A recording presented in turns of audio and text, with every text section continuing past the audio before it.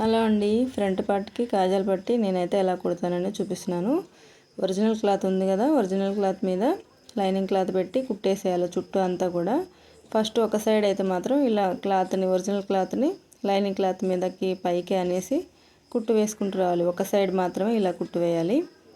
ఒక సైడ్ ఇలా అంతా కుట్టిన తర్వాత చుట్టూ అంతా కూడా లైనింగ్ మీదనే కుట్టు వేసుకుంటూ రావాలి. కింద సైడ్ మాత్రం కుట్టు వేయాల్సిన అవసరం లేదండి, ఒక సైడ్ వదిలేయచ్చు. కింద ఎందుకంటే కాజాలు పట్టి కుట్టేటప్పుడు కిందకి ఫోల్డింగ్ చేస్తాం.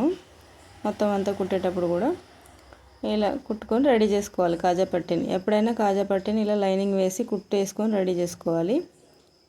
ప్లెయిన్ బ్లౌజ్కి అయితే అవసరం లేదు.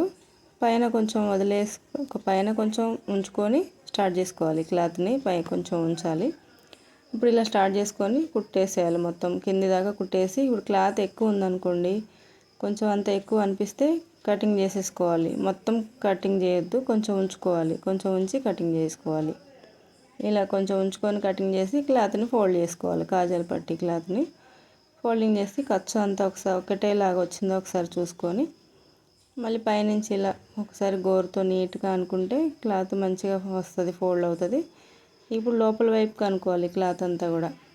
కానీ అటు సైడ్ నుంచి కుట్టు వేయకూడదు, పైనుంచే కుట్టు వేయాలి. మనం ఇప్పుడు చేత్తో మనం పట్టుకుంటే అర్థమవుతుంది కదా క్లాత్ ఎక్కడ ఉంది, అడుగున క్లాత్ ఎక్కడి వరకు ఉందనేది. మన చేతులతో ఇలా పట్టుకొని కుట్టు వేసుకుంటూ వస్తే అడుగున క్లాత్ ఎక్కడి వరకు ఉందనేది అర్థమవుతుంది.